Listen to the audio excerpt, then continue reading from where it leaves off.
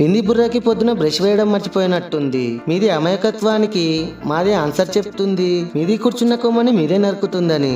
అందుకే వింది బుర్రకి మాది అందరిది సెల్యూట్ చేస్తుంది.